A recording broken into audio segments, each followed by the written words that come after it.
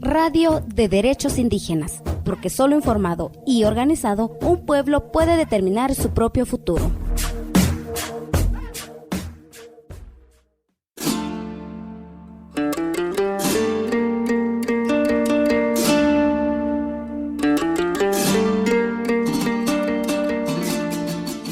Hoy en Radio de Derechos Indígenas de Cultural Survival presentamos un programa especial en el marco del Día Mundial de la Propiedad Intelectual. Nuestro objetivo es reflexionar qué es la propiedad intelectual y por qué los pueblos indígenas hablamos de propiedad intelectual colectiva. Además, visibilizar y denunciar la mercantilización y apropiación de muchas de nuestras expresiones culturales y artísticas. Para abordar estas temáticas, invitamos a Yoloxóchitl Alvarado.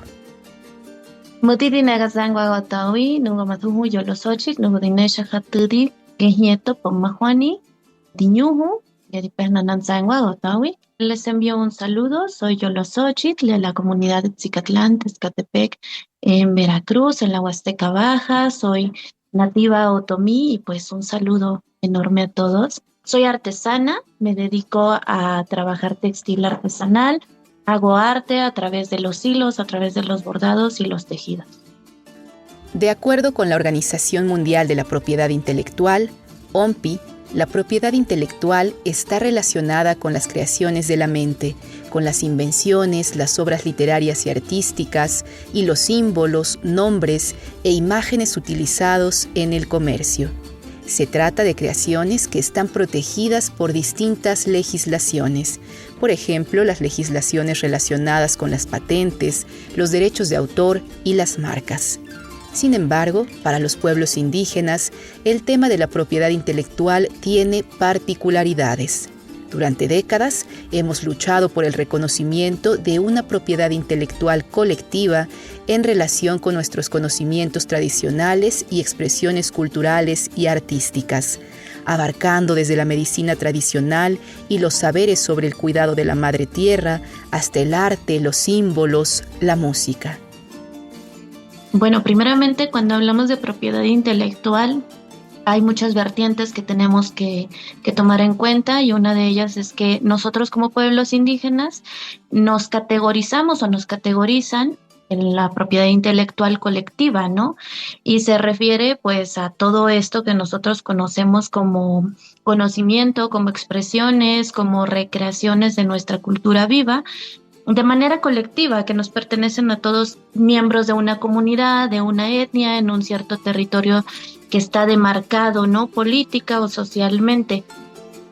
La propiedad intelectual colectiva de la que hablamos los pueblos indígenas y de la que hemos exigido reconocimiento tiene como finalidad garantizar la protección y preservación de creaciones, saberes y conocimientos tradicionales que los pueblos indígenas hemos conservado durante siglos y que en muchos casos están en riesgo frente a la mercantilización, saqueo y apropiación cultural. Me parece que las comunidades tenemos esto aún como en desarrollo, ¿no? Si bien ya ahora hay varias leyes, todavía hay que seguir escarbando, todavía hay que seguir estudiando. Vemos lo atrasadísimos que estamos en toda esta materia legal y conceptual de lo que vivimos día a día. Nuestros aportes obviamente son elementales, habría que reforzarlo más como pueblos indígenas, pero no desde el punto de vista eurocentrista, sino que desde nuestro punto de vista, bajo nuestros conocimientos y bajo nuestros conceptos. Creo todavía que la sociedad en general se tiene que educar mucho respecto a ello, y nosotros como pueblos indígenas informarnos más sobre esto, ¿no? Porque sí que tenemos mucho camino que recorrer, y creo que eso, ¿no? Volviendo a la pregunta, es sumamente importante, elemental, que nosotros como nativos entendamos la importancia que tienen nuestros conocimientos y nuestras reproducciones culturales. El derecho de los pueblos indígenas a la propiedad intelectual está reconocido en el artículo 31 de la Declaración de las Naciones Unidas sobre los Derechos de los Pueblos Indígenas. En dicho artículo no se usa la frase propiedad intelectual colectiva, pero sí se menciona lo siguiente. 1. Los pueblos indígenas tienen derecho a mantener, controlar, proteger y desarrollar su patrimonio cultural, sus conocimientos tradicionales, sus expresiones culturales tradicionales y las manifestaciones de sus ciencias, tecnologías y culturas, comprendidos los recursos humanos y genéticos, las semillas, las medicinas, el conocimiento de las propiedades de la flora y la fauna, las tradiciones orales, las literaturas, los diseños, los deportes y juegos tradicionales y las artes visuales e interpretativas. También tienen derecho a mantener, controlar, proteger y desarrollar la propiedad intelectual de dicho patrimonio cultural, sus conocimientos tradicionales y sus expresiones culturales tradicionales. 2. Conjuntamente con los pueblos indígenas, los estados adoptarán medidas eficaces para reconocer y proteger el ejercicio de estos derechos. Además de lo que contempla la declaración mencionada, la propiedad intelectual de los pueblos indígenas está reconocida en distintas legislaciones locales.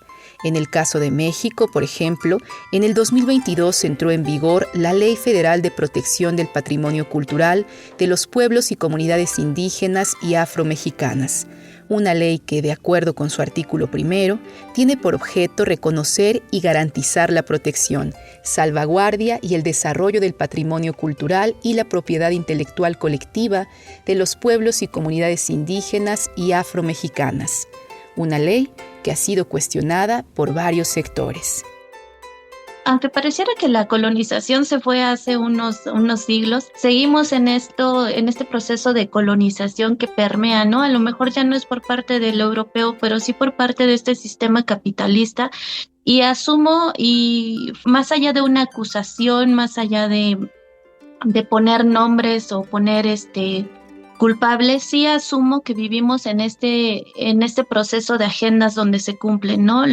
Los gobiernos cumplen agendas y dicen, bueno, vamos a hacer este programa para que las comunidades tengan beneficios o para que se les reconozca, pero cuando hablamos de las limitancias, cuando hablamos de los alcances que tienen, pues suele ser peligroso, ¿no? Esta manera de interpretar todo como patrimonio de la humanidad o patrimonio del Estado o patrimonio del país es sumamente peligroso porque, pues al parecer, pues después de que nos quitan como todo tipo de identidad, nos quitan tierra, ahora también nos quitan lo poco, lo sesgado que tenemos y que prevalecemos de nuestras culturas, lo que podría ser la danza, lo que podría ser nuestra medicina, lo que podrían ser nuestros bordados.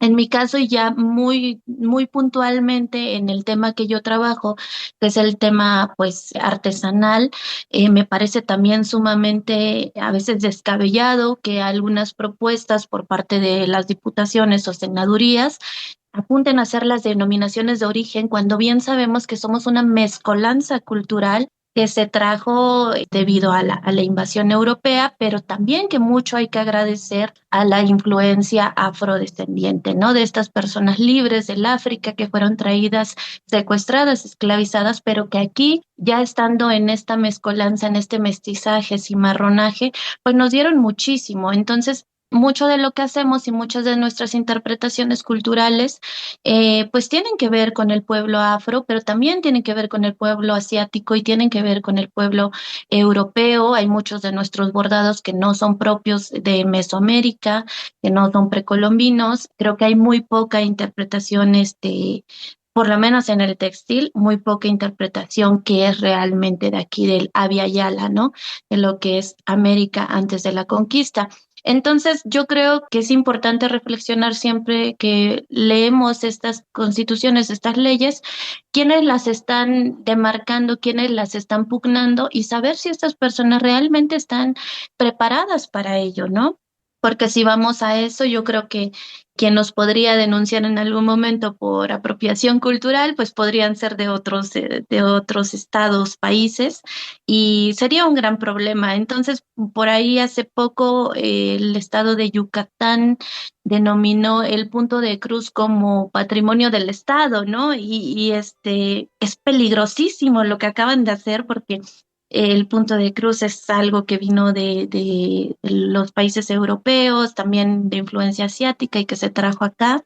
No podríamos nosotros decir que es nuestro o que es propio, ¿no?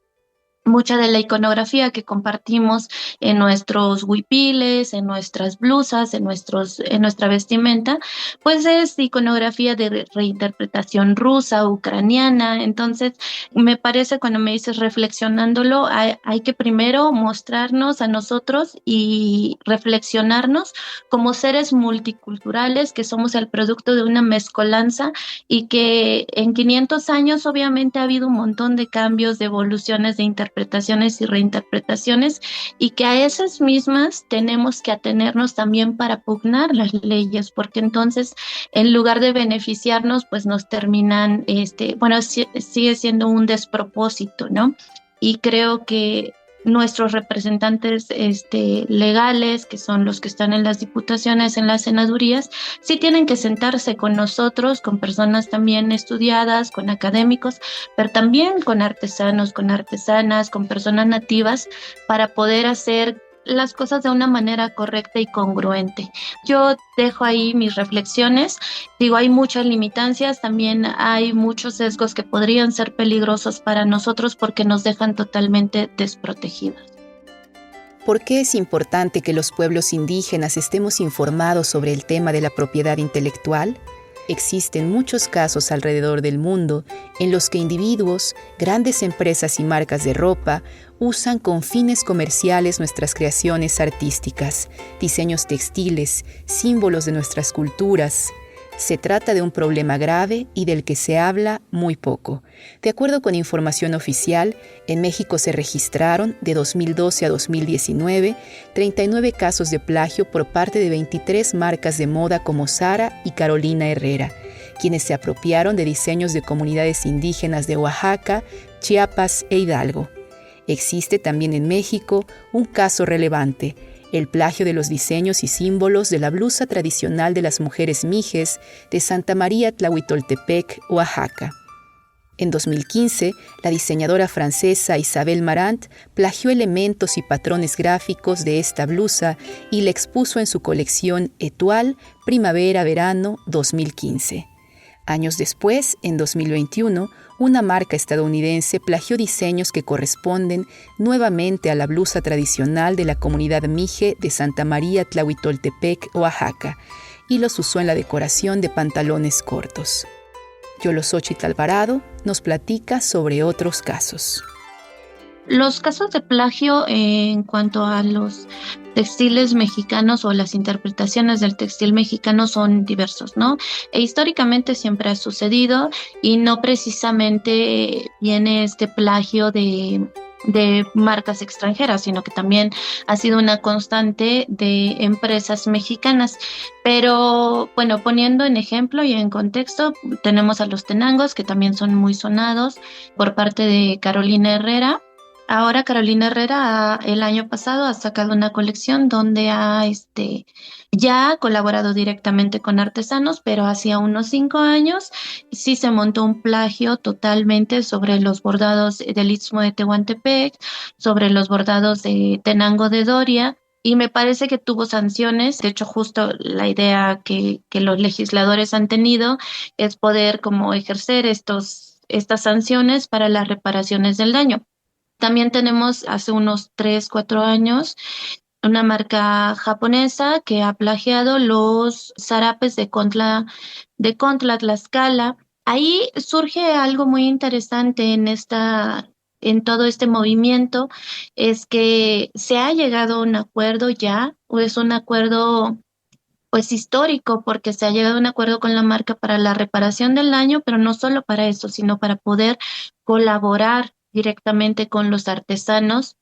Cuando hablamos de la repercusión de lo que es el plagio a nivel pues estratosférico, como son estas marcas que son monstruos de la moda, pareciera que los daños son inminentes, pero vamos a ponernos en contexto, ¿no?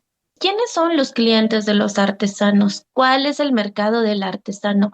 El mercado del artesano, la artesana de la comunidad compite con Carolina Herrera, compite con Dior, No, la realidad es que no competimos, ¿no? Y para nosotros contextualizarnos más, es que nosotros somos tan pequeños, nuestro mercado es tan pequeño comparado a este mercado del fast fashion o del high fashion, que primeramente no creo yo que haya un daño directo. Si hay un daño en la propiedad intelectual, claro que lo hay, es más una cuestión social, emocional que una cuestión económica. Se busca hacer esta reparación para a lo mejor mejorar las condiciones de la comunidad. Aquí lo que tendríamos que a lo mejor exigir un poco más a nuestras instituciones gubernamentales, porque en lugar de ponernos ferias con una mesa de 2x2 para poner ahí nuestros huipiles, ¿por qué no nos ponemos en museos o en demostraciones de alta moda? ¿No? Creo que tendría más coherencia empezar por ahí. Y me parece que también vuelvo y soy muy repetitiva con este tema de los asuntos coloniales, porque pues al ponernos a trabajar como obreros para estas marcas grandes, pues hay una gran contradicción con lo que estamos legislando. Quiero comentar también, y me parece muy justo tomar este espacio, comentar un espacio de plagio que es muy fuerte, que está sucediendo en este momento en Hidalgo, en la zona otomí del Valle del Mezquital. Es el plagio por parte de una señora llamada Alejandra Leal, es necesario puntualizar los nombres, porque ha registrado la iconografía del floricanto como suya. ¿No? Es una iconografía de dos aves que se miran una a la otra y pareciera que están dialogando y es un diálogo que en la percepción otomí demuestra pues sabiduría, grandeza y cómo pueden los pueblos otomís llegar a acuerdos de paz mediante el diálogo y por eso es que se llama flor y canto. Y esta persona, que es un individuo que no pertenece a la comunidad, ha registrado frente al INPI como suya esta iconografía para ponerla en una muñeca que en su momento comercializó el mismo Estado. Y vemos, ¿no? El daño y la repercusión que existe en las comunidades indígenas y que no es necesariamente de un extranjero, es de una persona que con privilegios y contactos pues lo logra, ¿no? Lo logra y hasta el momento, después de 2 años de lucha, es que el pueblo otomí del Valle del Mezquital pues no ha tenido esta reparación del daño, no ha tenido unas disculpas públicas y no ha tenido como tal una justicia que se viene exigiendo pues desde hace 2 años. ¿Qué podemos hacer los pueblos y comunidades indígenas frente a un caso de plagio de alguna de nuestras creaciones artísticas o culturales?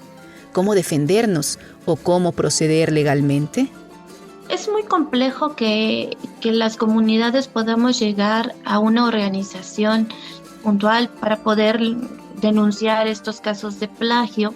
No hay mucho que hacer. Si vamos a una realidad, no hay mucho que hacer, porque si bien es que las leyes están ahí, es que falta mucho para que estas leyes lleguen a nuestras comunidades, ¿no? Y me refiero que falta mucha información, me refiero que falta también elementos para poder ejercerla, ¿no? Porque a veces dices, bueno, pues esto es un delito, pero ¿a dónde voy? ¿Con quién voy? ¿No? ¿Quién es la institución encargada? ¿Procede o no procede? ¿Cuáles serían mis derechos? ¿A qué tipo de reparación de daño puedo acceder? Entonces hay muchas preguntas que no se están resolviendo, porque al final el artesano o las personas de la comunidad, pues estamos dedicadas a hacer nuestra obra, ¿no? Estamos dedicadas a nuestro día a día, a vivir en nuestro campo y en nuestro tiempo pues hacer nuestras interpretaciones artísticas. Entonces no es como que los artesanos estemos obligados o que tengamos la obligación de leer una constitución. Empezamos por ahí. Habría que tener de parte de las instituciones un organismo que nos esté protegiendo de alguna manera constantemente, ¿no? Debería de haber un organismo federal que se dedique a estar revisando constantemente que no existan estos tipos de plagios. ¿Y por qué dejo la responsabilidad a las instituciones? Porque para eso están, para protegernos, porque deberían de haber más, pues más estrategias de cómo proteger a las comunidades nativas y no pensar que los nativos estamos obligados a conocer de pies a cabeza las leyes o las constituciones para esta reparación del daño.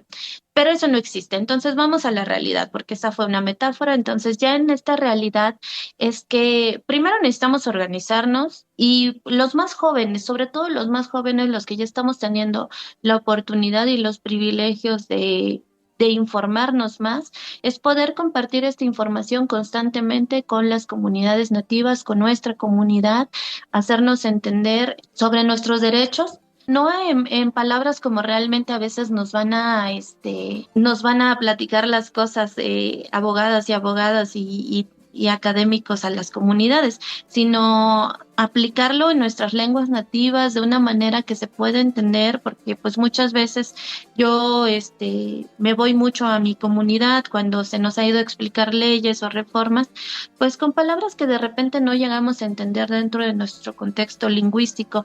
Y me parece que justo ahí es a donde veo la importancia de las radios comunitarias que difunden todo este tipo de información. Dejo más responsabilidad a nosotros como nuevas juventudes o como generaciones que estamos más informadas. Y en segundo lugar, pues apoyarnos, ¿no? Apoyarnos de otras comunidades que ya han pasado por esta situación, cómo lo han afrontado, dónde hubieron errores, dónde hubo elementos para completar pues estas denuncias. Y sí, justamente eso, ¿no? Que este conocimiento que es jurídico, hacerlo comunitario, hacerlo para nosotros, no dejar de hablar de ello. En mi caso, pues usamos las redes sociales para ello, para hablar constantemente, ¿no? Y en nuestras reuniones comunitarias hablamos de ello. Es importante también que conozcamos, que nos conozcamos, pero que también sepamos que hay cosas que nos protegen y cosas que también nos desprotegen.